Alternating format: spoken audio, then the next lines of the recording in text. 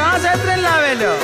હું છેતરીને લાવેલો જ નહીં. તો ઝાલટના બસ સ્ટેન્ડમાં ઊભી દાંત કાઢતેલી અને પાછો હું બોલેલો હું કોઈને છેતરો જ નહીં તારી ના પડતા ને તો દુકાનવાળા હોટલવાળા છેતરે વાત કરે છે.